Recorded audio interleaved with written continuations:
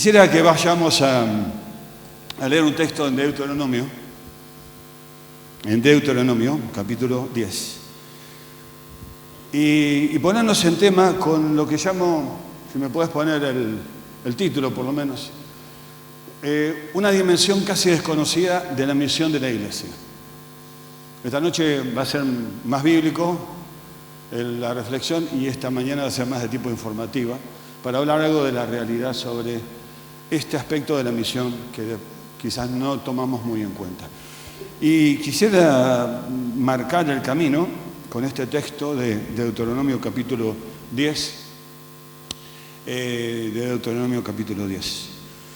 Ahora pues, Israel, ¿qué pide Jehová tu Dios de ti? ¿Qué pide de ti?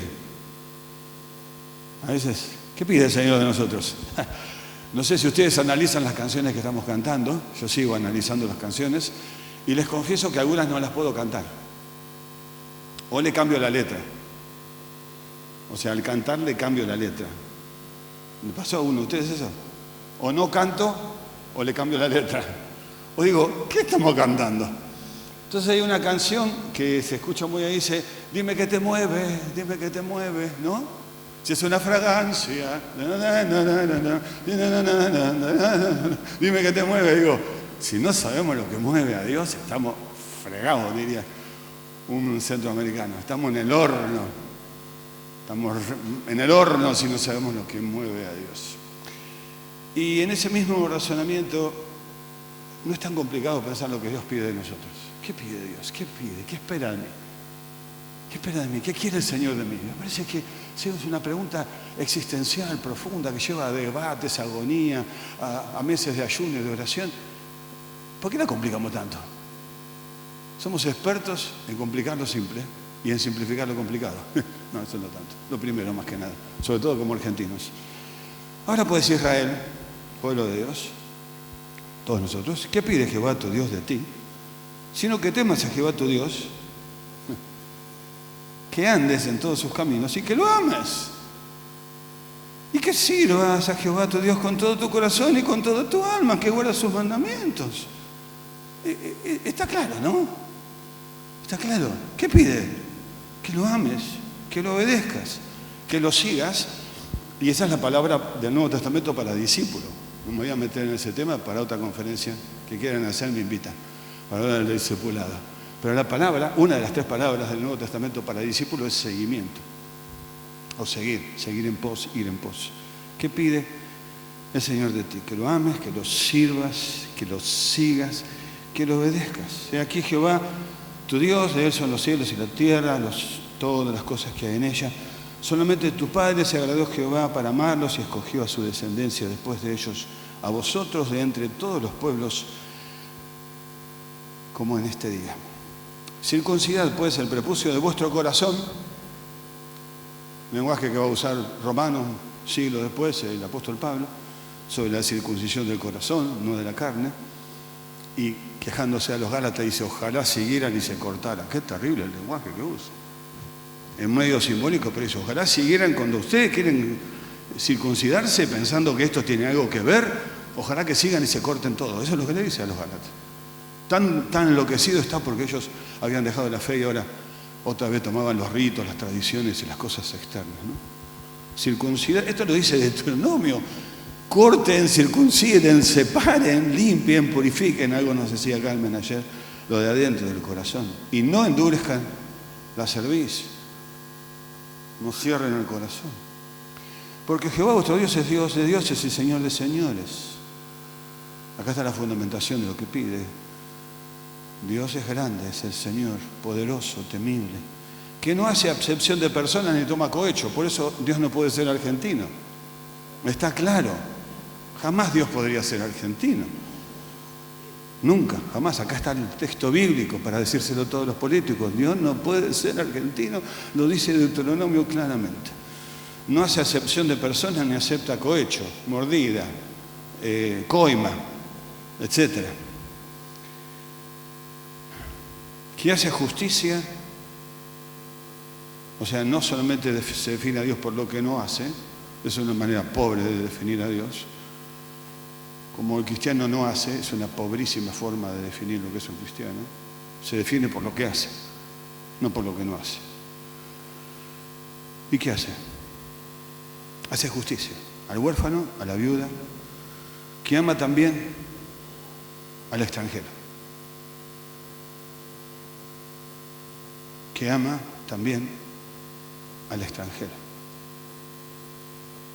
Después de decirle, ustedes son mi pueblo especial, único y distinto de todos los pueblos de la tierra a quien yo elegí, inmediatamente, guarda, porque yo también amo a esos pueblos extranjeros. No los amo solamente a ustedes, Israel. Lenguaje de Deuteronomio. Siglos antes que viniera Jesús, milenios antes. Amo también al extranjero. Y en estas tres, la viuda, el pobre y el extranjero, se resume lo más vulnerable, lo último de la necesidad y la sociedad de aquel entonces, y se transforma en símbolo de lo más último y vulnerable de la sociedad de todos los tiempos. Y es la esencia de la ética del Antiguo Testamento hacia los vulnerables, expresado en los tres más vulnerables de la sociedad. A saber, las viudas, que eran completa y absolutamente vulnerables, porque eran hijas de, o esposa de, o madre de. Y cuando se había ido el padre, el esposo se había muerto y el hijo se había muerto, como por ejemplo la viuda de Naín, como por ejemplo la historia entera del libro de Ruth, quedaba en la absoluta pobreza, paupérrima, miseria, y le quedaba la prostitución, el trabajo esclavo o a veces la muerte. Así que al hablar de estos tres grupos, ahora está incluyendo, de los primeros dos, las viudas y los pobres, está incluyendo un tercer grupo, en el contexto de un Dios que no acepta a personas por su aspecto, no hace acepción de personas, y que no es exclusivo para Israel, aunque Israel fue único, no era el único. Aunque fue privilegiado con la elección tenía una responsabilidad. Había un porqué en la elección. La elección tenía un para qué. Habían sido elegidos para algo. Y ese algo era bendecir a todas las naciones, como luego será el llamado Abraham en el capítulo 12 de Génesis. Seguimos un poquito, porque es la única reflexión directa que voy a hacer y luego vamos a otro aspecto. Entonces, este Dios que eligió, que es el Señor, que es poderoso, etcétera, que hace justicia al huérfano, a la viuda, que ama también al extranjero, dándole pan y vestido. Escucha ahora. Amaréis, pues, al extranjero, mandato de Dios. Amaréis, pues, al extranjero, porque extranjeros fuisteis en la tierra de Egipto. A Jehová tu Dios temerás, a Él solo servirás, a Él seguirás, por su nombre jurarás, es el objeto de tu alabanza.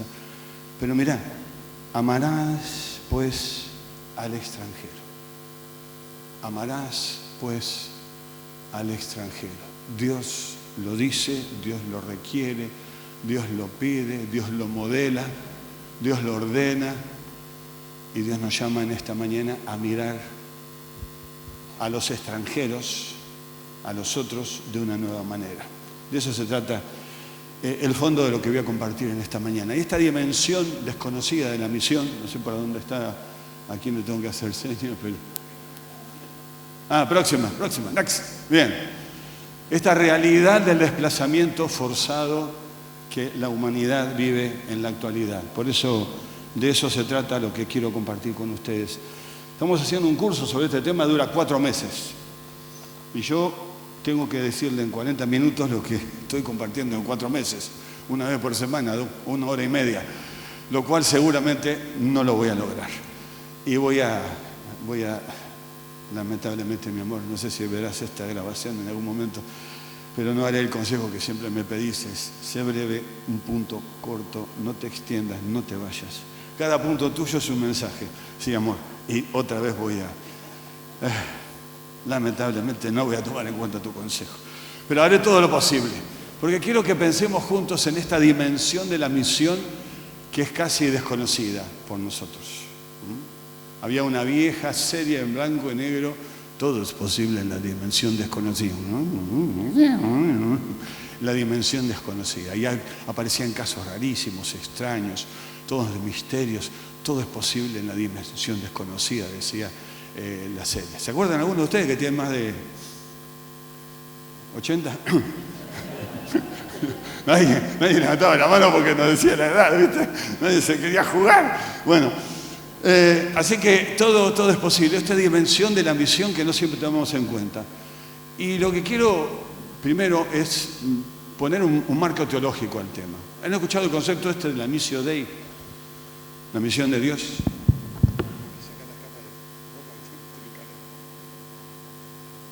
Cuando me saco lo último saben que se tiene que ir.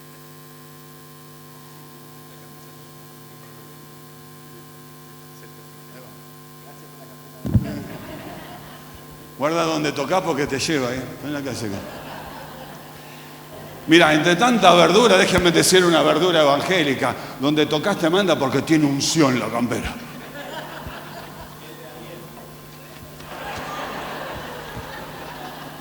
El sol evangélico acá. Bueno, perdone, pero hay tanto circo. Déjeme dar un minutito a hacer un circo. Pues yo lo reconozco y lo digo, y es para reírme. Otros lo dicen en serio, lo que es grave.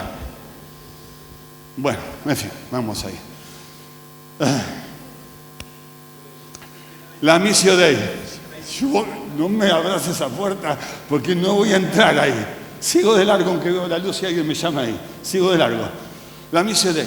La Missio Dei, los teólogos han inventado términos latinos para hacerse así exquisitos. La Missio Dei significa la misión de Dios. Y es la manera de tratar de comunicar la idea de que el que está en misión es Dios. Es fácil decirlo. Cuando yo lo descubrí hace muchos años atrás y lo entendí, me trajo una liberación. No, no en el sentido pentecostal, me trajo una libertad. Una libertad interior impresionante. Porque entendí, digo, Señor, si esto es tuyo, si vos sos el iniciador, el sustentador, el que va a llevar adelante la misión, si se va a cumplir por tu acción, por tu compromiso, por tu plan, por tu propósito, con o sinmigo, no, se puede todo, conmigo o con otro, porque yo no quiero pinchar el globo, pero el propósito que Dios tenía en Francia lo hubiera hecho tal vez sin ellos. Pero ellos dijeron sí, que fueron parte. Y si ellos se lo perdían, la bendición iba a ser para otro. Que hubiera respondido, quizás más tarde, no sé, pero hubiera sido otro. Pero ellos dijeron, acá estoy, Señor, y fueron parte de esa respuesta de Dios. Entonces Dios quiere hacer algo y no te encuentra listo. ¿Vos estás listo? No, listo. ¿Vos estás listo? No. Acá está. Y Dios sigue buscando a otro que esté dispuesto y listo. Yo lo pierdo. Yo lo voy a ver de lejos. Yo me voy a lamentar. Yo voy a decir, podía haber sido. ¿Al piste? No. Qué bueno que Dios tiene el plan A, el plan B, el plan C, el plan D, plan Z, A, B, C, A, B, C1, B, C2, pero vamos por el A. Entonces, cuando yo empecé a entender esto, trajo este gran sentido de libertad interna porque dije, Señor, esto es lo que vos hacés. No depende de nosotros. O sea, yo pongo mi esfuerzo, pongo mi capacitación, pongo mis dones, pongo mi servicio, hacemos la conferencia, pero esto es tuyo. Entonces, si el liderazgo no entiende, si la denominación mira para otro lado, lo vas a hacer igual. Y yo quiero ser parte de lo que estás haciendo. Y yo le digo, Señor, no pase de largo, acá estoy, acá. Incluíme. Bueno, a veces tengo que decir, Señor, ¿andás tan mal para buscarme a mí? ¿No hay nadie más? ¡Wow! Qué mal que andás, pero bueno, acá estoy. Si te parece que te puedo servir, estoy yo, acá estoy. No pases de largo. Cuando entendemos lo que Dios quiere hacer, lo único que queda, qué rebeldía, qué desafío, qué discusión, qué conflicto. Hay algunos que presentan el tema como estuvieron luchando con Dios, forzando y no entendieron ni medio. Cuando uno entiende lo que Dios está haciendo, no le queda otra que decir, acá estoy, Señor, por favor, acá, usame, haceme parte de lo que querés hacer. Entonces fue un gran sentido de libertad. No depende de los misioneros, no depende de las conferencias misioneras, no depende de las agencias misioneras. Dios está en el tema, Dios está comprometido, Dios está jugado, Dios es el que va a llevarlo adelante, con vos o con otro. Y yo espero que sea con vos, yo espero que sea conmigo. No quiero que pase de largo. Entonces nosotros, como decía un profesor del Nuevo Testamento, somos como los monos que ponemos la leña y luego nos queda solamente decir: Señor, manda tu fuego. Y las conferencias son monos que ponen leñas. Y el testimonio de misioneros, pero si una mona, una linda mona que pone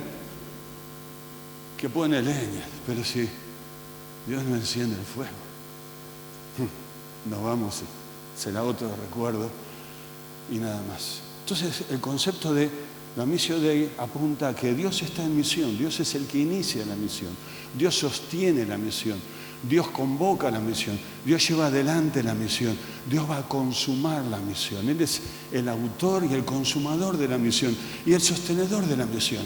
Pero aun cuando Él sea eso, no prescinde de nosotros, sino en su maravillosa gracia nos llama a colaborar con Él en la misión que es suya. Que es suya. Entonces, bueno, todo esto es para varios días, pero ahí lo quiero decir. Entonces quiero saltar a este otro concepto. El único momento teológico de la mañana, perdónenme. Tráguenlo con un vaso de agua si le cuesta, pero es importante, la teología es importante. Ahí está. El otro movimiento es el Motus Dei. ¿Qué quiere decir el Motus Dei? El Dios que se mueve. La Escritura muestra un Dios que está en acción y está en movimiento. En Génesis, el Espíritu de Dios se movía sobre la faz de las aguas. Este Dios que está en movimiento va a dar indicación concreta a su pueblo para que le construya un tabernáculo. El tabernáculo es un símbolo del movimiento que Dios hacía con su pueblo. La iniciativa del templo, que es fijar a Dios a un lugar, no fue iniciativa de Dios. Fue iniciativa humana que Dios bendijo y respaldó. La iniciativa de él fue el tabernáculo. Se armaba y se desarmaba. Iba donde el pueblo iba y se quedaba mientras estaba cuando el pueblo se quedaba. El movimiento lo marcaba Dios a través de su Shekinah, que si hay tiempo vamos a mencionar algo después. Y a través de vemos un Dios que se mueve. Las naciones se mueven. Dios mueve a las naciones. Dios mueve a su siervo Abraham, diciéndole que tenía que salir. Lo pone en movimiento a una tierra donde él no tenía ni idea ni sabía dónde iba a estar. Todavía no estoy ahí, dame un segundito.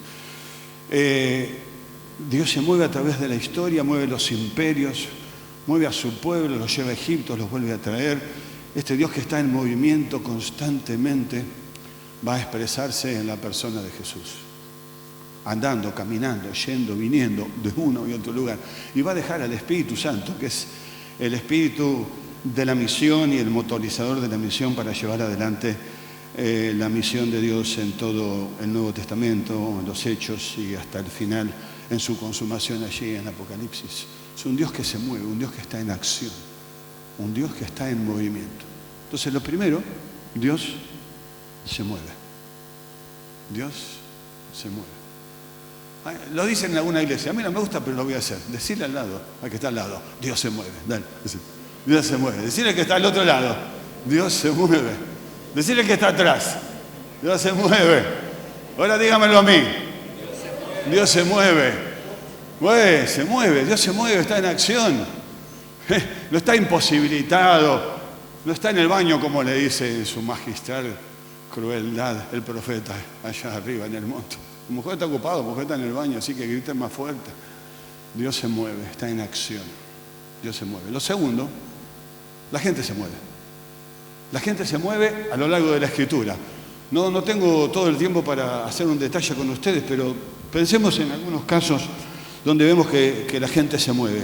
Se mueve a partir de Caín, expulsado por el pecado. Se mueve con Noé por causa del diluvio. Se mueve con Abraham, sacándolo de su tierra y llevándolo como nómada de un lugar al otro, sin tierra fija, a pesar de la promesa. Y cuando muere él, tiene solamente un pedacito de tierra donde habían sepultado a su esposa y lo sepultarán a él. Se mueve solamente con ese pedacito de la tierra y su descendencia se va a mover. Más adelante, casi al morir, su nieto dirá: arameo errante, deambulante, itinerante fue mi padre. Y se movió Jacob forzado por las intrigas familiares, y se movió Esaú, y se movió José. Lo vendieron como esclavo. Fue movido por lo que hoy llamamos la trata, hoy en lenguaje actual sería la trata de personas, movido a la esclavitud por su propia familia, como sigue sucediendo hoy en día. Los más cercanos son generalmente los victimarios de la trata, las personas más cercanas, no los desconocidos que pasan por la calle, sino generalmente está en sus ámbitos más cercanos, como pasó con José. Se mueve obligado a Egipto. Se mueve luego el pueblo, la familia de él, en una gran hambruna. Dios moverá luego a toda la nación para salir de Egipto. Y sigo la historia. Si vos empezás a leer la historia desde la mirada de la gente que se mueve, vas a descubrir una nueva escritura. A través de todo el Antiguo Testamento, la gente se está moviendo. Los profetas se mueven. Jonás no quiere moverse. Mejor dicho, se mueve en la dirección opuesta. Y viene todo un libro acerca de ese tema. Y allá está todo ese libro maravilloso de Ruth, que es el movimiento. Primero se van porque hay hambre en Jerusalén, luego vuelven cuando volvió, pero vuelven con Ruth. Y qué maravilla esa declaración tremenda cuando le dice Booz a Ruth: tú has venido aquí a refugiarte bajo las alas del Dios de Israel.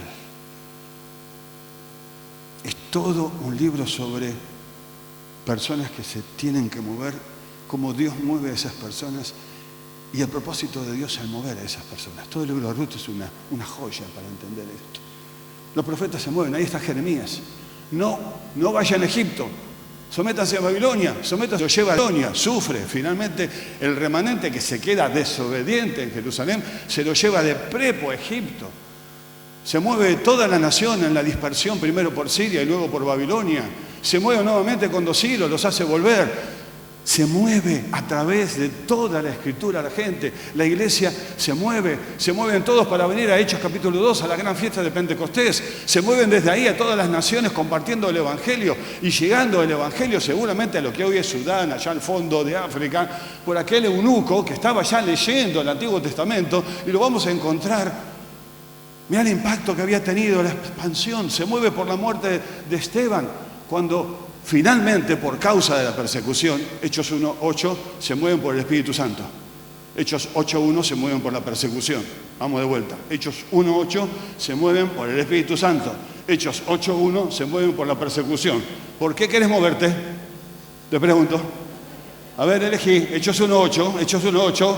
A ver, ¿a quién tengo? Hechos 1:8. ¿Quién levanta la mano? ¿Quién más? ¿Quién más? Hechos 1:8. Uno más, uno más. ¿Alguien más? A la 1, vamos. Ustedes quieren Hechos 8:1. ¿No entendieron? No sé.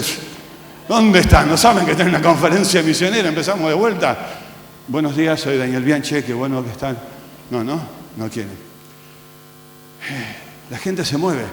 Y termina la escena final con un hombre movido a la fuerza por causa de la fe y del testimonio, Juan, en la isla de Patmos, recibiendo la gran revelación final del Apocalipsis, donde ¡wow! Si hay movimiento. La gente se mueve en la Escritura. Ahora, lo segundo maravilloso es que la gente se mueve a través de la historia. Mira, acá tengo 15 páginas que quería resumir para ustedes, para contarte cómo la gente se mueve. Al final de la Primera Guerra Mundial y la Revolución Rusa, había en el mundo más o menos 5 millones de personas que vivían fuera de su tierra debido a la guerra, Primera Guerra Mundial y la Revolución Rusa. Primera Guerra Mundial. Para la Segunda Guerra Mundial, 45 millones de personas quedaron fuera de su lugar, de su tierra, como llamaríamos refugiados. No eran todavía tales porque la palabra refugiado empieza a usarse legalmente a partir de 1951, una declaración de la Asamblea de las Naciones Unidas que determina quién es un refugiado, las causas, etcétera, etcétera. Pero en el contexto es ese: vive en otro lugar forzado, obligado, por circunstancias que lo sacaron de su lugar de origen. Si bien la palabra viene después, la realidad la antecede. Y generalmente es así. Ocurre algo y luego le ponemos una palabra para nombrar a eso que ocurre. Aunque ya ocurría antes que le pusimos la palabra. ¿Se entendió? Yo no sé si me entendí a mí mismo, pero ustedes me entendieron, listo, eso es lo más importante. Entonces, la gente se mueve a través de la historia. Más de casi 50 millones. 5 de la Primera Guerra Mundial. Casi 50 millones en la Segunda Guerra Mundial. Y se ha seguido moviendo en la historia desde entonces. Se dice que hoy estamos en momentos, luego de la Segunda Guerra Mundial, del mayor movimiento humano de toda la historia, luego de la Segunda Guerra Mundial. La gente se movía por cuestiones de comercio, se movía por persecución religiosa, se movía por bienestar, se movía por el avance y el desarrollo de los imperios, se movía como una política de los imperios. Por ejemplo, cuando la Revolución Rusa toma el control de Rusia, empieza a poblar un montón de países de lo que hoy llamamos la Europa del Este con poblaciones rusas como manera de alterar la demografía del lugar y tener una minoría importante, en algunos casos más que una minoría, en el país ruso, para gobernar y controlar de forma indirecta ese país. Esa fue una estrategia que usaron los rusos después de la Revolución Rusa. Y hoy hay presencia rusa notable en un montón de países y son parte de los conflictos que hoy tenemos en esa región también. Así que la gente se movió, el comercio movió, la colonización inglesa movió, los movió África, los movió Asia, los movió a todas partes. Intentaron venir al Río de la Plata y no pudieron, algunos dicen lamentablemente y otros, bueno, menos mal. Y por supuesto también la conquista española. Movió gente forzadamente por millones y millones. ¿Sí? A través de la historia la gente se mueve. La gente se mueve por dos causas. Primero, de forma voluntaria. Cuando hablamos de forma voluntaria, ¿qué quiere decir? La persona elige salir del lugar donde está. Decide salir del lugar. ¿Por qué puede ser? Pensemos juntos. Por estudios. Hay un gran movimiento de estudiantes internacionales en el mundo que van de un país a otro. Argentina, con su política educativa abierta y sin costo, ha sido un polo de atracción para que venga mucha gente de muchos países a estudiar al país. Se sorprende cuando puede ser una carrera de medicina, de ingeniería, de arquitectura, etcétera, etcétera, sin pagar a la universidad nada. Entonces vienen muchos, o van a otros países, etcétera, por estudios. ¿Por qué también se mueve la gente voluntariamente? Por trabajo, busca trabajo, una mejoría económica, por razones económicas, reunificación familiar, turismo, etcétera, etcétera, etcétera. Técnicamente, cuando hablamos de personas que se mueven por voluntad propia, por elección, pueden volver a su país, pueden quedarse en su país, etcétera, etcétera, hablamos de migración. Migración. Es muy importante, las palabras son importantes en este sentido. No es lo mismo un migrante que un refugiado, y ahora vamos a definir un poquito eso. Cuando hablamos de salir por voluntad propia, hablamos de generalmente migrantes. El que emigra o el que inmigra, según el que emigra sale del país, el que inmigra entra al país. Hablamos de migración. Y también hablamos de diásporas. Diásporas. Este es otro concepto muy importante para entender en el tiempo de qué se trata en esta época, ¿no? Las diásporas es un conjunto de un país, gente de un determinado país que vive fuera de su lugar de origen. Entonces podemos hablar de la diáspora china. Hay chinos en todas partes de América Latina. Y en África, impresionante, porque China está invirtiendo enormes cantidades de dinero, de tecnología y de recursos en África. Aunque para muchos países África está casi pasando desapercibido, China viene invirtiendo en puertos, en desarrollo, en economía, en caminos, en infraestructura, en un montón de cosas en África. Y tenemos presencia china en todos los países de América Latina. Levante la mano, ¿quién no conoce un supermercado chino? ¿Sí? Podemos hablar de diáspora latina. Son los latinoamericanos, ecuatorianos, que son la primera diáspora en España, ecuatorianos, mexicanos, argentinos, que están desparramados por un montón de partes del mundo. Podemos dar la diáspora india, que está también desparramada, una de las mayoritarias del mundo es la diáspora india, y así, etcétera, etcétera, etcétera. Todo esto estaría dentro de lo que nosotros llamamos movimiento voluntario, ¿sí? Por algunas de las razones mencionadas. Ahora, la otra parte, la que no tenemos muy en cuenta, es esta otra, que es la gente se mueve a la fuerza, la gente se mueve obligada, la gente se mueve forzada, la gente se mueve no habiendo elegido irse, no queriendo irse, no habiendo tomado la decisión de salir, pero se mueve porque su vida está en riesgo o porque percibe que su vida está en riesgo.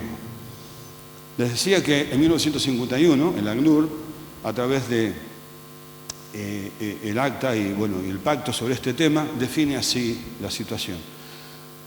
¿Quién es un refugiado? ¿Quién es un desplazado forzado?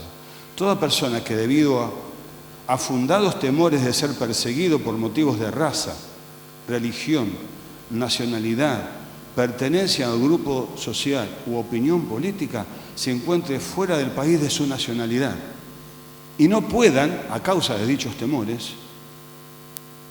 volver a ese país o acogerse a la protección de su país, porque su vida estaría en riesgo. Hay un paso más en la legislación. Se impide que el país que reciba a estas personas lo deporte a otra nación donde su vida está en riesgo también. Y ese es un pacto que los firmantes de Naciones Unidas, incluyendo Argentina y toda Europa y demás, firmaron. Muchos. Dura lo que dura el diario del domingo, el pacto, ¿no? Pero son firmantes de ese pacto. Quiere decir, si hubiera una revolución, un hecho que podría ser, guerra, estallido social, convulsión social, abuso masivo de derechos humanos, persecución por motivos de lengua, de raza, de género y sobre todo religiosa.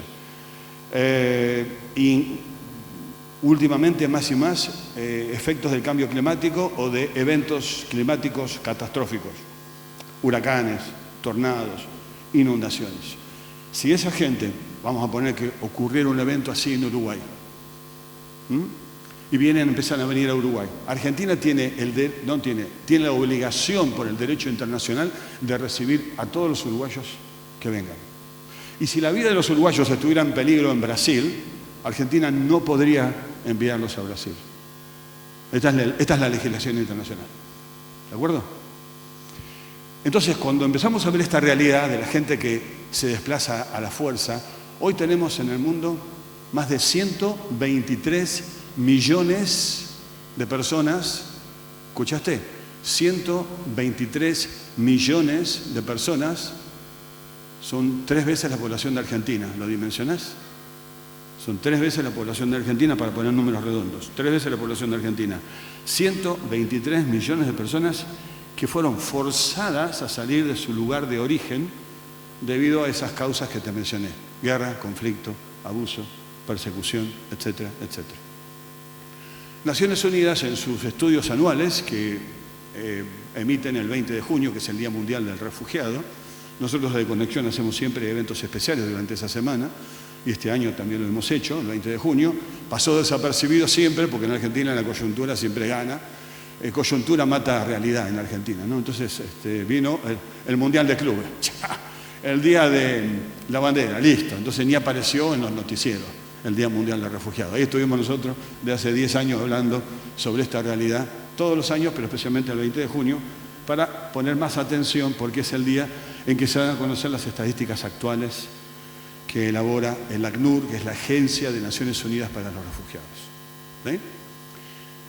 Las Naciones Unidas tienen una agencia para la salud, como sabemos, tiene una agencia para la niñez y la educación, el UNICEF, tiene una agencia para la migración, OIM se llama, y otra para los refugiados, que es el ACNUR, la agencia o el Alto Comisionado de Naciones Unidas para los Refugiados.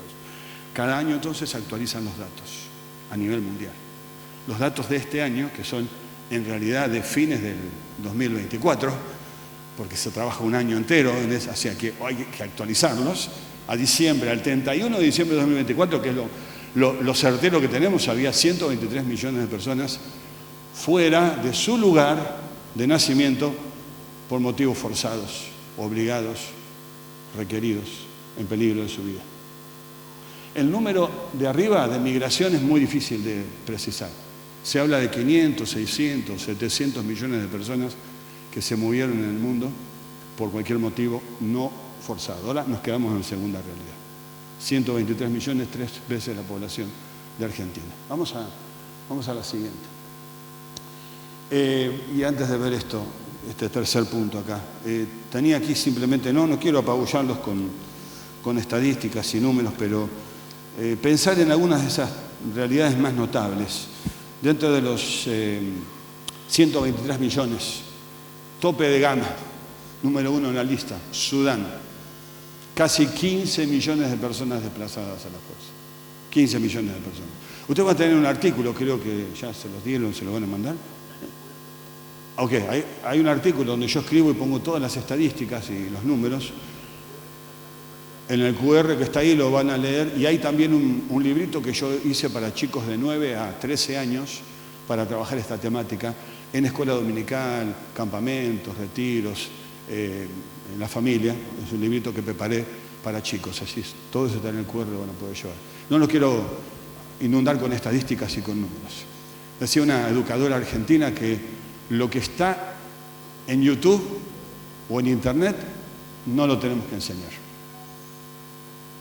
Hay que enseñar lo que no está allí. Entonces no te voy a enseñar lo que ya vas a encontrar en YouTube. No te voy a hacer el camino tan fácil. Ya te lo hacen fácil todo. Así que no me pidas que te lo haga más fácil todavía. Trabaja un poquito, esforzate, rompete un poquito la cabeza, googlea un poco, metete, investigá. ¿Viste que es más fácil? ¿Dónde encuentro tal cosa? Escúchame, pone eso ahí, va a aparecer 20 páginas, viejo. ¿Por qué tengo que hacerte yo siempre que te doy el atajo y te facilito todo? Qué mal que nos han enseñado, ¿no? Bueno, conviene para algunos eso, ¿no es cierto? Bueno, entonces, esta realidad la vas a ver en lo que se llama el reporte de tendencias. Es un documento de 20 páginas del ACNUR con fotos, con información que supera todo lo que yo te puedo contar en los minutos que me quedan. Simplemente te quiero contar algunos de los más relevantes. Sudán, casi 15 millones. Afganistán, casi 11 millones de personas. Venezuela, cerca de 6 millones de personas. Ucrania, 9 millones de personas. Y así podíamos seguir pensando en países y en cifras imposibles de dimensionar. Recordando que hablamos de personas, no hablamos de números, estadísticas, hablamos de personas. Y que de esas personas, el 55% son mujeres y niños, menores. Casi 6 de cada 4 de ellos son niños y mujeres, que los ponen en lo más vulnerable de los vulnerables. Entonces, dentro de este tema del desplazamiento forzado, recuerdan que hay dos, ¿no? Desplazamiento voluntario, muy bien, y desplazamiento forzado. Bien, estamos hablando ahora de desplazamiento forzado. Dentro del desplazamiento forzado hay 4 realidades. 4 realidades. Número 1, lo que llamamos desplazados internos. ¿Qué quiere decir? Son las personas que no han podido, no han querido o no han tenido posibilidad de salir de su país. Pero debido a guerras, convulsiones, persecución, abuso masivo de derechos humanos, etcétera, etcétera. También el impacto de los eventos climáticos, aunque eso no está medido, o sea, en las estadísticas de los 123 millones no hay estadísticas de cuánta gente salió por causas de eventos climáticos. Pero en los próximos años seguramente se va a tomar en cuenta. Si tuviéramos eso en cuenta, el número sería mucho mayor. Porque eventos que hemos tenido, como tifones, huracanes, han dejado millón y pico de personas, 2 millones en Asia, desplazadas. Entonces, número 1, desplazados internos. ¿Qué quiere decir? Tuvieron que salir de su ciudad e irse a otra parte del país, buscando protección, buscando abrigo, buscando seguridad. Terminan en campamentos, terminan en zonas pobres, terminan poniendo una enorme presión en los sistemas de salud, en los sistemas económicos, en todo. Imagínate vos, imagínate una cosa, 2014, cuando nosotros empezamos con Conexión, en un solo mes habían huido del norte de Irak al Kurdistán iraquí cerca de 1 millón de personas, 800 y pico de mil personas, cerca de 1 millón de personas. Vamos a imaginar un poquito, reduciendo los números, una población casi como la de Rosario. Una población como la de Rosario deja Rosario en cuestión de un mes. Una población equivalente a Rosario deja la ciudad de Rosario en un mes. Y se va a las ciudades cercanas. Imagínate cómo empiezan a vivir esas ciudades cercanas. Donde de pronto, Resistencia, ¿cuánto tiene? Casi 500.000 habitantes. Vamos a redondear 500.000 habitantes. ¿Qué tenemos cerca acá, cruzando para el lado de allá? ¿Corrientes? Bueno, listo. Hay una guerra civil en Corrientes. Y de pronto 100.000, 200.000 de Corrientes, 300.000 vienen a encontrar refugio y a buscar albergue en Resistencia. En cuestión de un mes, 250.000 personas más. Imagínense, ¿qué pasaría con las calles? ¿Qué pasaría con las escuelas? ¿Qué pasaría con los centros de salud? ¿Qué pasaría en Resistencia si en cuestión de un mes ustedes recibieran 250.000 personas que vienen sin nada? Vienen sin nada. Y encima que muchos de estos fueran sus antiguos enemigos, como el caso del Líbano. Los sirios ocuparon, desaparecieron gente, hicieron desastres en Líbano durante 15 años. Finalmente los libaneses lograron sacarse de encima a los sirios. 10 años más tarde empezaron a recibirlos cuando empezó la guerra civil en Siria. Ahora sus antiguos enemigos están en sus territorios pidiendo protección, albergue, comida y ayuda. ¿Qué va a pasar? ¿Cómo vive la iglesia esa realidad? Bueno, charlemos con algún libanés y te van a contar. Entonces, estoy ahí, desplazados. Refugiados, segundo concepto, es cuando cruzan una barrera internacional o una frontera. Cuando esa persona de Ucrania, por la guerra en Donbass, viene en el extremo oeste, allá cerca de la frontera con Rusia, se desplazó a otra parte, no fue Kiev o a otra parte de Ucrania, hablamos de desplazado forzado, está dentro del país. Pero cuando ese ucraniano salió y fue a Polonia, fue a Inglaterra, fue a Francia o fue a España, se transforma en refugiado porque atravesó esa frontera internacional. Segundo, desplazados internos, refugiados. Tercero, solicitantes de asilo. Que una persona llegue como refugiado, si bien puede encontrar protección, sigue siendo muy vulnerable. Entonces necesita protección oficial, necesita lo que se llama ser reconocido como un asilado. Entonces ahí comienza un proceso que puede ser muy largo. En nuestras reuniones, en nuestros viajes, aquí con los chicos también de Trelew, no, de Rawson, perdón, de Rawson, Andrea y Ángel, mírenlos ahí porque así si quieren preguntarle algo le pueden preguntar. Párense, para que los vean, acá está. Andrea y Miguel nos acompañaron al último viaje que hicimos, cuando llevamos estas remeras que dice Salam, paz en árabe. 2 días después de cuando Hamás hizo lo que hizo con los judíos, nosotros estábamos a 40, 50 kilómetros de la frontera, íbamos con estas remeras, fuimos a orar ahí al mar Muerto y al mar de Galilea, y cuando vimos en uno de los lugares que sacó el ¿cómo se llama? El ukelele. Cuando Andrea sacó el ukelele y empezamos a cantar en el Monte Nebo, mirando allá a Israel y demás, la gente se empezó a acercar, nosotros estábamos con esta remera, se acercó gente y me dice, nada que ver, musulmanes, guías. Me dice el tipo, muchas gracias por venir a mi país en un momento como este, porque la gente no iba, como unos pocos locos que entró en el país. Todos los viajes se habían cancelado, las misiones cancelaron todo, ahí fuimos nosotros. Y me dice el tipo, ahí en el Monte Nebo, muchas gracias por venir a mi país en un momento como este, con este mensaje. No sabe cómo lo necesitamos. Y ahí estuvimos orando, hablando, compartiendo, cantando, dando testimonio. Hace 10 años que estamos haciendo esto. Este año vamos de vuelta. En octubre tenemos 30 personas para ir a varios lugares de Medio Oriente para servir en estos contextos. Y nos encontramos con gente cuando charlamos con ellos. ¿Cuánto hace que estás esperando que Alemania, Canadá, por qué? Porque quieren reunificarse con la familia. Y una parte de la familia pudo conseguir, entonces están en Alemania, en Australia, o en Canadá, o en Estados Unidos. Ahora Estados Unidos está cerrado. Ustedes saben lo que está pasando en Estados Unidos. Está totalmente cerrado y están expulsando gente.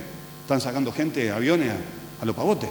En abril estuve en Panamá, donde el gobierno subió 232 personas en un avión, todos migrantes de todas partes del mundo y unos 40, 50, 60 de América Latina, los subió en un avión pensando ellos que iban a ser reubicados en otro lugar de Estados Unidos. Viajaron varias horas, empezaron a bajar, vieron selva, bienvenidos a Panamá. Engañados, cayeron en Panamá, el gobierno les dice, tienen 3, 4, 5 días para salir de acá, fletó a algunos en avión, y a 100 y pico los mandó a la calle, le dio algo de plata, tómense en un ómnibus, vayan hasta la frontera, tienen que desaparecer de acá. Nadie dijo nada. Había cámaras de la televisión que pusieron esto en las noticias. Y ahí un grupo cristiano dijo, nosotros tenemos que hacer algo. Fueron los únicos que respondieron. Y empezaron a buscar un lugar para albergarlos, porque estaban en la calle, más la mayoría, 100 y pico de personas, de por lo menos 15 países distintos. Había algunos creyentes, la mayoría absoluta musulmanes, algunos rusos, etcétera, etcétera.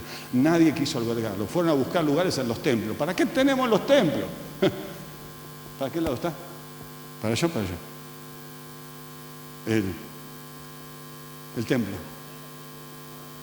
Bueno, perdón, para allá. ¿Para qué tenemos los templos? Digo. Ninguno se abrió. Una iglesia católica, una entidad católica les dijo a los evangélicos, no sabíamos que ustedes se interesan por estas cosas. Claro que sí, nos interesa el dolor y el sufrimiento de la gente. Vengan, y les dieron la escuela. Y ahí están 100 y pico, fue a visitar el lugar, a charlar con ellos, a escuchar sus historias. Algunos se convirtieron, unos iraníes convertidos.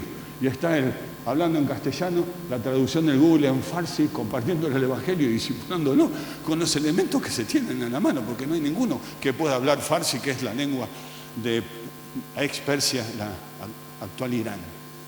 Ahí se convirtieron, lo están discipulando, formándolo. Busqué en la iglesia y no había nadie. Y está siendo de testimonio para la entidad católica, que están completamente maravillados, y para esa gente, porque son los únicos que pusieron la cara. Este hermano, que se llama Gustavo, fue a hablar con la gente de la ACNUR, no le dieron bolilla. Fue a hablar con otra entidad internacional, no le dieron bolilla. Cuando el tema apareció en los medios y empezó a quemar, ahí dijeron, bueno, vamos a ayudarlos. Esa solicitud de asilo, ahora Estados Unidos está cerrado, puede demorar 2, 3, 4. Hemos hablado con personas que hace 5 años estaban esperando. Y en su condición de refugiado no se les permite trabajar. Si están bajo el mandato del ACNUR, tienen una pequeña ayuda económica para sobrevivir, que es muy poca. Entonces trabajan de una forma ilegal, alguien de la familia, viven en condiciones bastante precarias, visitamos sus casas, nos sentamos con ellos, tomamos té, Coca-Cola,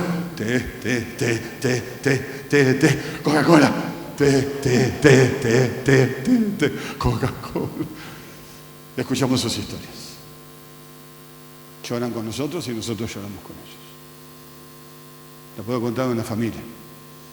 Había huido de Karakosh y luego de Mosul. Ya había huido de 2 lugares cuando ISIS entró en una y en otra ciudad. Era su tercera ciudad de huida. El hombre se quebró. En la cultura musulmana es impensable que un hombre muestre sus emociones y menos que llore. Se quebró. Y me mostró, lo tengo ahí, no lo traje, tengo como un regalo preciado. Me mostró lo que ISIS había puesto en su puerta. Dibujo de una ametralladora, tu vida no vale una bala. ¿Te convertís o vamos por vos? Y él salió, porque seguidor de Jesús. Y ahí pudimos orar con él y acompañarle. Las chicas fueron con la esposa, con sus hijas, nosotros con los varones. Y luego cuando volvemos a la noche y compartimos unos con otros, lloramos. No, pero mirá lo que me pasó, y a vos la historia, y traemos sus historias y las compartimos. Para que por lo menos viva lo que pasó y otros empiecen a darse cuenta de lo que tenemos que hacer en estas realidades. Te podría hablar de Hannah. Hannah es un pastor, el único pastor de la única iglesia evangélica que hay en Gaza. ¿Sabías que en Gaza hay una iglesia evangélica? Una sola iglesia evangélica en la franja de Gaza. Hay 2 iglesias, una católica y una ortodoxa, y luego la iglesia evangélica. Bueno, la iglesia evangélica ya no existe más, el templo, digo, porque fue bombardeado por las fuerzas israelíes, bombardearon y quedó totalmente inutilizado el templo. Así que los creyentes, la iglesia, el templo fue destruido, la iglesia, que quedó, se refugió entre el templo católico y el templo ortodoxo. Se calculaba que antes de la guerra habría unos 2.000 cristianos en Gaza, ahora quedarán menos de la mitad, en cerca de 4 millones de personas. Y estos creyentes están entre el fuego del Estado de Israel y el fuego de Hamás. Son palestinos, pero no son extremistas. Judío, pómbate. Son palestinos y no son parte nuestra. Los extremistas palestinos cachetazo para el otro lado. La iglesia en los territorios palestinos está desapareciendo por causa de la persecución. Y cuando hablamos con mucha de esta gente, y están ahí en espera 3, 4, 5 años para ir a otro lugar, Hanan me decía, el pastor Hanan, me decía, Daniel, mirá lo que vemos. Viene una persona, huyó por la persecución, no de ISIS o de otro. Algunos muy nominales, ¿no? Porque su cristianismo era bastante nominal, lo suficientemente fuerte como para no renunciar ante la presión del sufrimiento, lo cual es todo un tema, ¿no? Pero se reencuentran con Jesús. Vienen a la iglesia. Él es pastor de una iglesia que tiene cientos de familias refugiadas en otro país cercano a Israel, donde vamos nosotros cada año. Los martes es el culto. El templo debe tener capacidad para unas 400 personas. A las 5 de la tarde abre y a las 4 y pico ya está completo, no hay un lugar para sentarse. Así que la gente hace turnos una vez por mes, cada mes y medio, porque no hay forma de que todos puedan entrar y repetir el culto la semana siguiente. ¿Cómo se canta en ese lugar? Oh. ¿No? ¿Cómo se alaba el Señor? Entonces me dice Hannah, mira, Daniel, vinieron al Señor, o venían medios débiles, los discipulamos, los formamos, los acompañamos, consiguieron su solicitud esta de asilo. Y hoy están sirviendo al Señor, evangelizando, abriendo iglesias entre árabes en Estados Unidos, en Canadá, en Australia, en Alemania. Y yo decía, wow, qué loco lo que hace el Señor. Trae a esa persona de un contexto donde en su lugar quizás no hubiera podido de ninguna manera crecer o desarrollarse o encontrar a Jesús de manera real. Lo trae en este lugar de transición durante 1 año, 2 años, donde fue discipulado, alentado, equipado, y ahora lo llevan como asilado a otro lugar donde hay comunidades árabes, donde ellos son instrumentos de la misión. O sea que de refugiados a misioneros. Bueno, si fuera una iglesia pente dirían gloria a Dios, pero bueno, entonces sé que no lo son. Entonces, refugiados, desplazados forzados, solicitantes de asilo y apátridas. Apátridas. Los apátridas son personas que no tienen nacionalidad, que ningún Estado los reconoce como propios. De hecho, hay estados que niegan el derecho de nacionalidad de parte de su población, por razones religiosas, como el caso de Myanmar, o por razones étnicas, políticas, etc. En el mundo hay más de 5 millones de personas que no tienen nacionalidad. No hay un Estado que los defienda, no pueden viajar, no pueden educarse, no pueden ir a otro país porque no hay ningún país que los reciba, no tienen documentación, no tienen atención a la salud, etcétera, etcétera, etcétera. Todo eso compone la realidad del desplazamiento forzado. ¿Sí? Entonces, terminamos con 2 cosas más. Dios mueve a la gente y se mueve con ellos. Dios mueve a la gente para ser bendecidas. Estamos viendo que esta gente que es desplazada a la fuerza de sus lugares, llegando a otros lugares, hay un propósito de misión que Dios tiene con ellos. Están llegando a lugares donde podemos hablarles, podemos recibirles, podemos compartirles de Jesús, podemos atenderlos.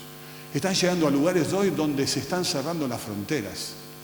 El discurso de la derecha europea y de las derechas de América Latina pone sobre todo que todo el mal es de los extranjeros. Nos sacan el trabajo, ocupan nuestras universidades, etcétera, etcétera, etcétera, etcétera. Y muchos evangélicos han comprado estos discursos y apoyan este tipo de gobiernos. A través de la historia, todo gobierno ha encontrado algún tipo de grupo al cual se le podían achacar todos los males de la sociedad.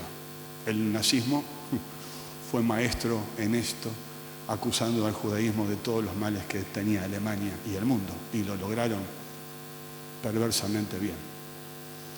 Entonces, esta realidad, sumada al movimiento de Estados Unidos, ha hecho que, por ejemplo, las fronteras estén cerradas, la gente está siendo deportada y ministerios norteamericanos que están trabajando entre inmigrantes y refugiados están siendo seriamente afectados porque la ayuda que el gobierno norteamericano daba para el desarrollo social y demás por el USAID, que es la agencia de Estados Unidos dedicada al desarrollo social fuera de Estados Unidos, se cortaron. Se cortaron los fondos para todo el desarrollo y el apoyo internacional.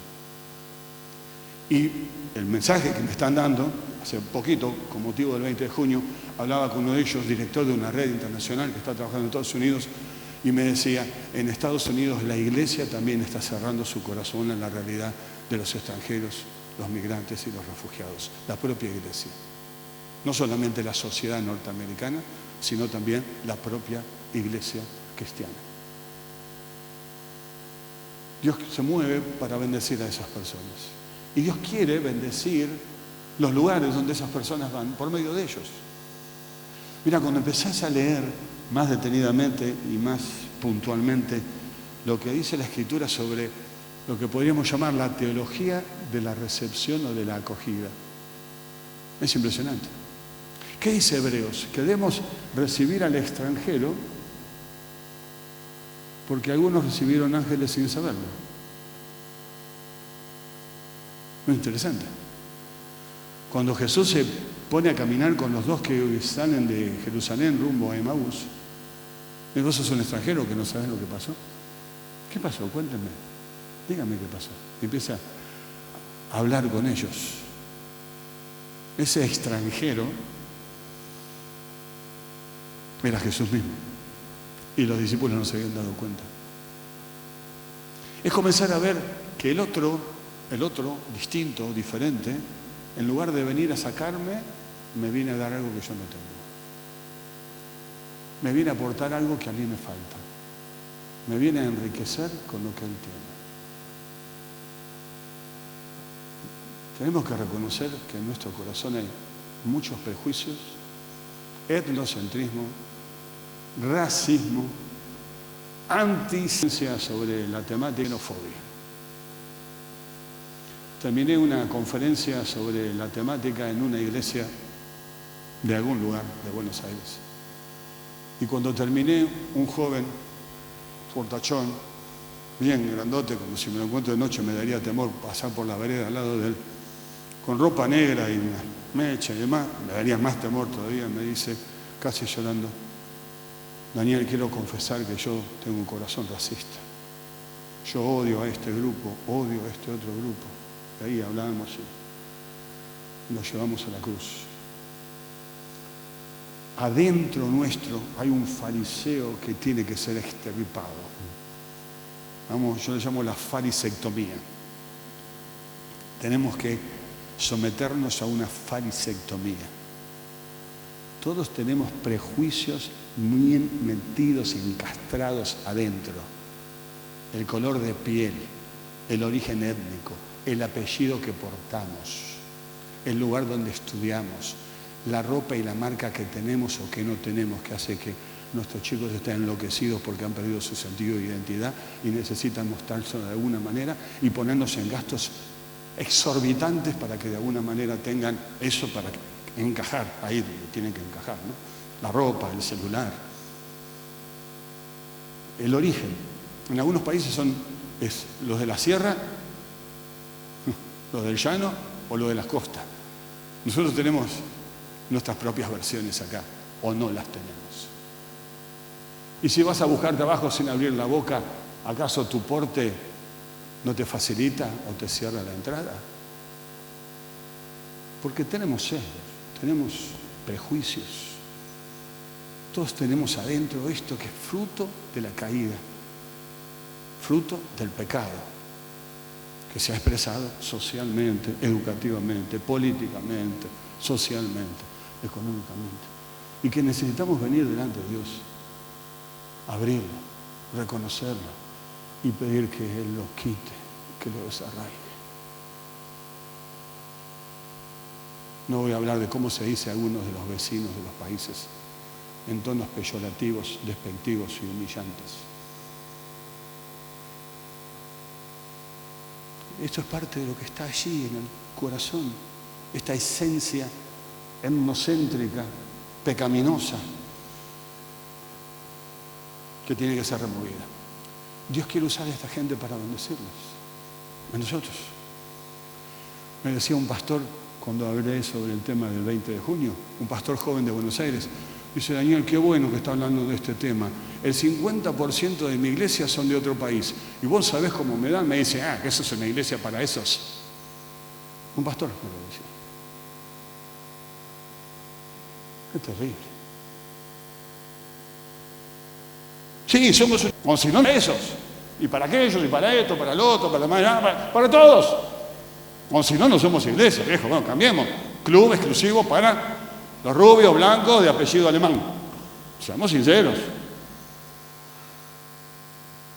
Entonces, Dios se mueve a la gente y quiere bendecir a esa gente, quiere usar a esa gente para la bendición de otros. O sea, es misión hacia la gente que se mueve y misión por medio de la gente que se mueve. Varios líderes europeos están diciendo, ¿será que el Señor está queriendo renovar a la iglesia europea por medio de la migración y los refugiados? ¿Será un instrumento que Dios quiere utilizar? Un historiador misionólogo norteamericano hace años atrás hizo una tesis muy interesante. Él habló cómo la caída y la corrupción del Imperio Romano y demás, y luego el cristianismo y demás, que vino, fue el que soportó las invasiones bárbaras que estuvieron durante siglos en Europa. Y que la presencia cristiana lentamente influyó en esos invasores bárbaros y los ganaron a la fe cristiana. O sea, los conquistados, cristianos conquistados, fueron los instrumentos que a través de los siglos, no de una forma milagrosa, de un día para el otro, pero a través de los siguientes siglos, Dios utilizó para evangelizar y ganar a estos bárbaros que luego fueron parte del movimiento misionero que tuvo Europa en los siglos posteriores. ¿Qué está haciendo Dios que no tenemos ni idea? Nosotros vemos, se viene la noche, se acabó la civilización occidental, ¿eh? No sé lo que Dios está haciendo detrás de todo eso. Tengo que terminar, último. Mira, estos conceptos que quiero decir. Dios quiere que la iglesia se mueva hacia donde está la gente. Dios se mueve. La gente se mueve. Dios mueve a la gente. Dios quiere que la iglesia se mueva con la gente. ¿Te puedo pedir que te pongas de pie un minuto y hagas este ejercicio? Caminar en el lugar donde estás. Si podés caminar, si no, tranquilo. Y si no, ejercer tu derecho a no querer caminar también. Somos en Argentina, viva la libertad. Entonces, caminar en el lugar donde estás. Bueno, la imagen de la iglesia es una iglesia que camina, una iglesia que está en movimiento. De eso voy a hablar un poco esta noche. Entonces yo pienso en estos tres temas: una iglesia inclusiva, una iglesia caminante y una iglesia acogedora. Una iglesia inclusiva, ¿qué quiere decir? Que es la comunidad, la única comunidad, la iglesia, que acepta y busca absolutamente a todos. De derecha a izquierda, de centro, de arriba y de abajo. Anti, K y con todos K. H, I, K, L, M, N, Z también. Ricos y pobres. Educados y no educados. Hombres y mujeres. Niños y ancianos. La iglesia, famosos y desconocidos. Sobre todo desconocidos. Jesús siempre apareció como un desconocido. Correntinos y chaqueños.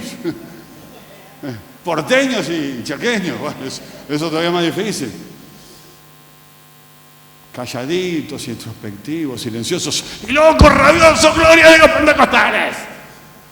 Todos, absolutamente todos. Es la única comunidad que rompe barreras sociales, económicas, políticas, ideológicas. Estos últimos años el mundo nos ha ganado y ha metido una brecha ideológica en medio de nuestra comunión. ¡Qué terrible! ¡Qué pecado! Sos mi hermano aunque vos votes contrario, aunque no votes. Y hasta podemos discutir de política y hablar, ¿por qué no? Vos tendrás tu opinión y yo tengo la mía, pero sos mi hermano y soy tu hermano. Es la comunidad que busca lo que otros descartan, que acepta lo que otros rechazan, que va a recibir a los que la sociedad margina. De cualquier manera, de cualquier forma. Por eso a mí, por ejemplo, no me gustan mucho las iglesias étnicas. Si una iglesia étnica, no sé, todos los venezolanos pueden expresar su vida en Jesús, pero yo entiendo que la comunidad de la fe es interétnica, donde todos somos parte, donde todos compartimos, donde todos nos somos bendecidos, donde unos a otros disfrutamos la diversidad que Dios ha creado. Habrá espacio, por supuesto, para reunirnos y para comer nuestra arepa con nuestro guarapo, pero la maravilla de la iglesia es esta comunidad inclusiva. En cualquier otro lugar, para pertenecer, vos tenés que ser parte. Acá no. Acá sos bienvenido. Una iglesia caminante. Va a donde va, la Shekinah. Donde la Shekinah paraba, el pueblo se paraba. Y si se quedaba 3 meses, se quedaba 3 meses. Y si se paraba 1 hora, imagínate, desarmar todo. Se movió la nube, vieja, vamos, pum, pum. Oh, paró la nube, se movió la nube, paró la nube. 40 años para entender. Hay que moverse cuando Dios se mueve y parar cuando Dios para.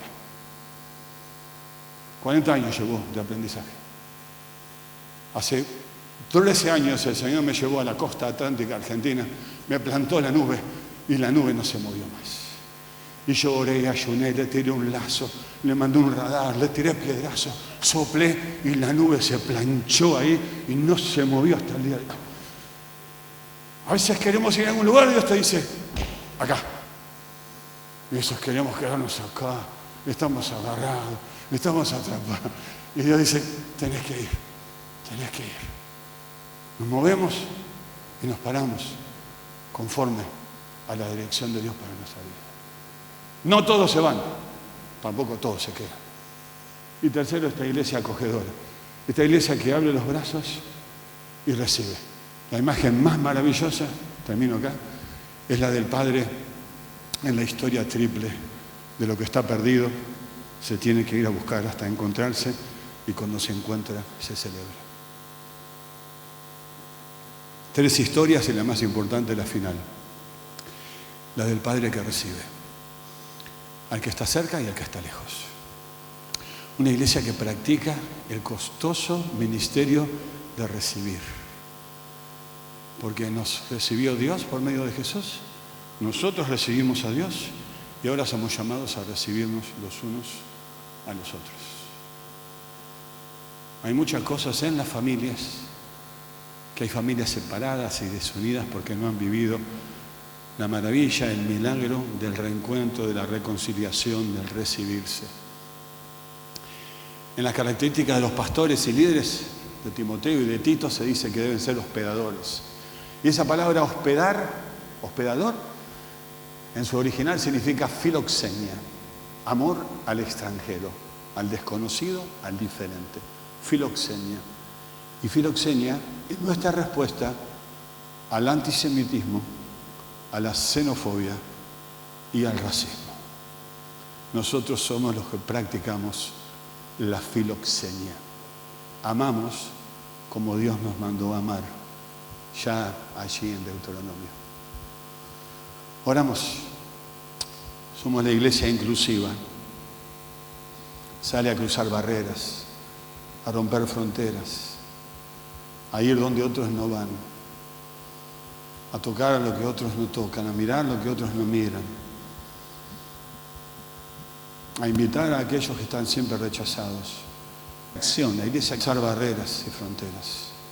Somos la iglesia caminante, la iglesia que está en acción, la iglesia que se mueve, la iglesia que se mueve con Dios, la iglesia que está en movimiento, la iglesia que es sensible a la dirección de Dios.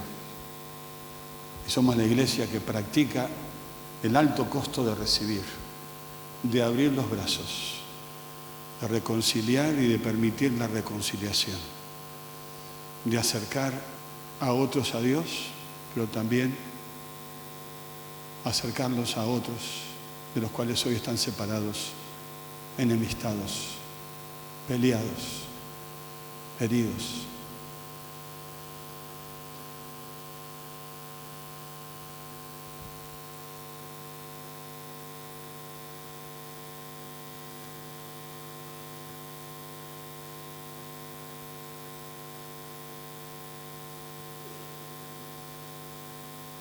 Señor, en esta mañana simplemente quiero pedirte que mires nuestro corazón. Mira si hay raíces de resentimiento, de rechazo, de prejuicios contra otros, por cualquier razón y por cualquier causa. Mira nuestro corazón. Que tu Espíritu Santo ilumine cualquier oscuridad que haya en nosotros. La traiga a la luz, a la cruz, al arrepentimiento, a la confesión, a la limpieza, al cambio. Y que nuestro corazón se exprese en nuestras palabras y en nuestras acciones para ir a donde quieres enviarnos. A la otra calle, a la otra puerta, al otro lado del mundo. Para hacernos una iglesia que envía, pero también una iglesia que recibe. Te lo pedimos en el nombre de Jesús.